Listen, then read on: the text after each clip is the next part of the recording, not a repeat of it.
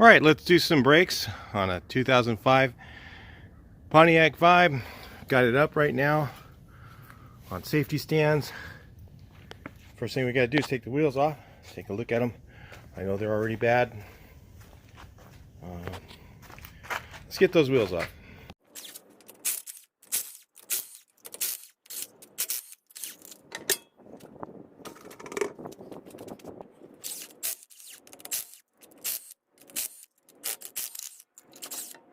All right, so you have two 14s you got to take off here. I can get that in there. You guys are in my way.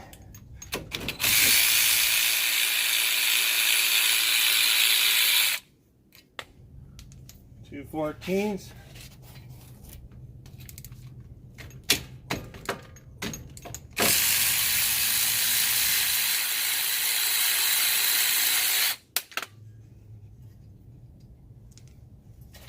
Pull the caliper off. So what I do, just lay it on the top there. Two 17s behind. Now this one might be a little tighter. Probably gonna move the wheel so I can have the wheel turn this way. Be a lot easier to do that way. All right, so inside ones with a turn should be really tight. Obviously a bigger bolt should be tighter than the other ones. I don't have torque specs. If you want to, you can look those up. I just tighten them by hand the way I normally do, which is no torque wrench, and I've never had one fall off. Okay, so I just know how to tighten up stuff properly. So I take my pads, put them in here. You can use this method, or you can use a so that's in frame. Yeah, you can use this method, or you can use a large C-clamp or a big pair of pliers to push those in. But I have this fancy tool here. I've had it for many years. They have these available on Amazon. It's really nice to do brakes with one of these. After you've used one of these, you never want to use anything else. Okay, so you can either push the fluid back up into the master, or release it here and take the old fluid out of it. We're going to do it the speed method, which is just to push it back up in the master. So slowly I do this. Okay, push it back up to the master. Now if your pads are really worn, I'll put something else in here, like I'll usually use the new pads and put them in here to push these back in. Okay, that's how I do it. Looks like we had about 25% remaining on these. Weren't that bad. So anyway, push the boot in nice, push it back in. Just a little bit of air in there. That's just a dust boot, so it's not a big deal if it doesn't look pretty. So get that all back in. And, whoops, the rotor should just slide right off. Now we're going to go ahead and give it a little love tap, because it is stuck on there. It's rusted in place, which is kind of normal. And we're going to replace the rotors on this car. Well, my dead blow's flowing around somewhere, so watch your ears. I don't care about the rotor. If you wanted to care about it, you'd hit it right here. But at O'Reilly Auto Parts, they're very cheap. This is the same, again, as a Toyota Matrix. Should be the same as a Toyota Corolla. All the same, so they're very inexpensive to buy. So real quick, I'm going to run into the parts store, get our pieces. We'll do one side at a time. The reason you don't do two sides, and you notice in the background some of the master's overflowing. I'll rinse that off here in a little bit, but it rinses off with water. Brake fluid dissolves with water, if you didn't know that. Make sure your line isn't twisted when you put it back on. Very simple brakes. Be done here in about, this is a 30 minutes to an hour job for most people. Talk to you guys a little bit later. So got some brand new rotors. I just like to put new ones on. Usually if you get ceramic pads, you get new rotors. Most of the time that's a good idea. It's up to you. Getting a machine sometimes is more hassle and time than it's worth. The amount of money, because it costs you, say, about half the price of a new one. Machine them. So what needs to be done is there's an oily surface on here. It's called Cosmoline. I remove it only from where the pads go. I don't worry about it. I leave it in the inside of the rotor. I only remove it from where the pad surface is. So let's do that real quick. All right, so I just use some brake spray. Hit it on there. Wipe it off. Usually does it right there. The other side, same thing. Do it like that. Wipe it off. Make sure that Cosmoline's off of there. Okay, ready to install. All right, so this is how easy these are. Put your rotor on. This guy on here.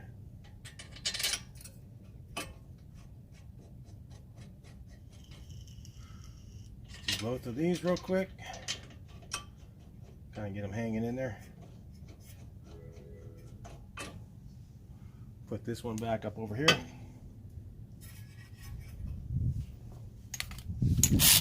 Take my Harbor Freight Earthquake.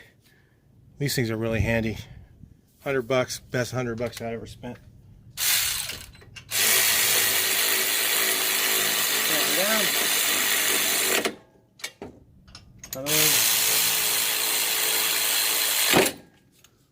Nice and tight. I know exactly how tight I need to get it. You guys want to look up torque specs? Go for it.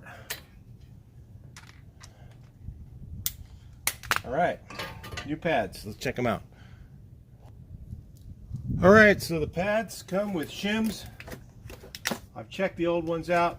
They're Toyota original, or whatever you want to call it. This is a Pontiac vibe, but it's all Toyota. They're in good shape. They're original. So I don't always like to use the China garbage you get with these pad kits, unless the ones are broken or bad that I take off. So I'm going to leave those on. I'm going to use something called CRC Disc Brake Quiet. This usually is like an insurance policy. Make sure these pad shims are tight. If they're a little bit loose, they'll make noise. So let's open this up. I'll bring you back in. Well, actually, it's open already. Pad surface. Inside is or out right here.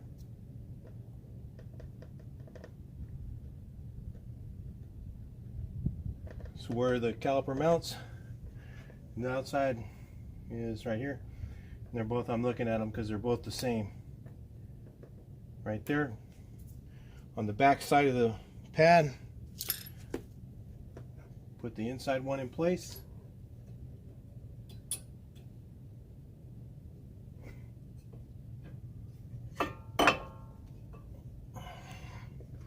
Outside one in place.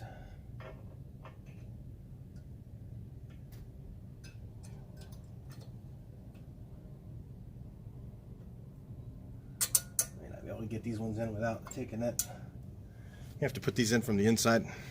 Bring it back in. I just get it in place. Okay, so I'm just going to make sure these are all the way open with the new set of pads. One of the things I always do. Forgot to do it. I was going to do that in advance, but that's all right. We use the other side pads. Make sure their calipers are all the way in. See how it's going a little bit more in? Make sure it's all the way in.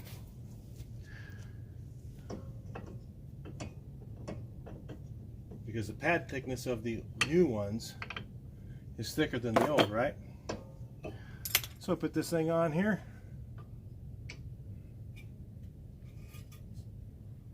Make sure these things move. I'm going to take them apart and grease these. These are not sliding very good. These should slide.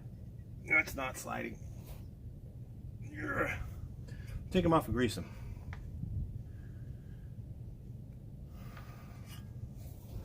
See that? It needs to be greased.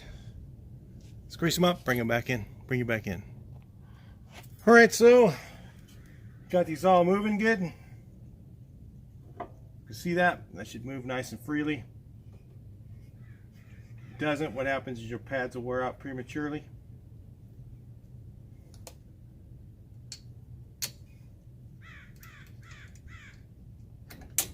Little fun.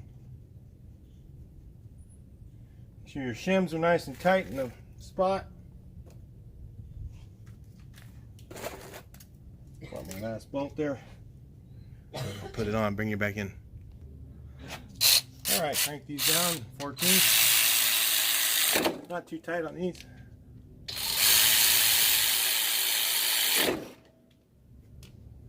Okay. We're good to go. One side's done. Let's do the other. I'll bring you back in. I won't show you do the whole other side. I'm just going to go ahead and finish it up. Then I'll bring you back in when we're all finished. And always do a test drive when you're done. And we'll talk a little bit later.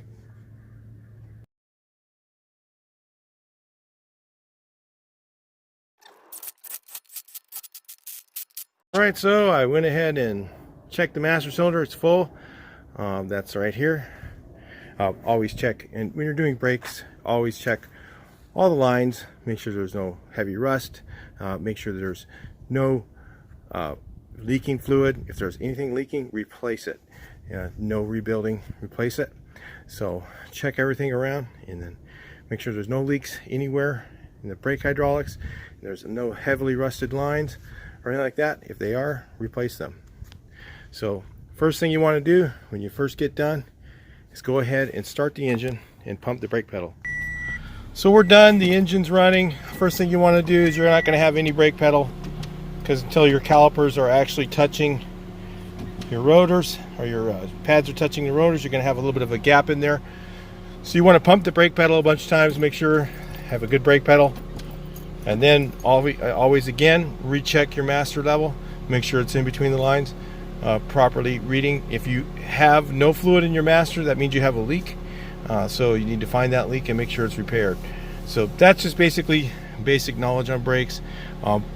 If you don't know that stuff, you know, maybe it's something you shouldn't be doing, but anyway, but that's basic knowledge on brakes. You should do that with every brake job. You should always check everything, make sure it's not leaking anywhere. It's all, again, it's up to you. If you want to use my video information for you, again, use it at your own risk. And if you have any good results or bad results, you can always put those in the comments, and other people can read those comments and learn from them. So thank you for watching. I'll talk to you guys in the next video. We're gonna go test drive this, make sure they stop adequately. For the first 5 or 10 stops, real quick, you need to make sure you give yourself a lot of extra distance, because the pads do need to wear into the rotors. So keep that in mind when you just get done. Sometimes they don't stop quite as good as it used to, and make sure you drive it for, you know, at least I'd say 30 to 50 miles, depending on how many times you stop. Give yourself a little more distance and let those pads wear in. I'll talk to you in the next video. Please like, share, and subscribe.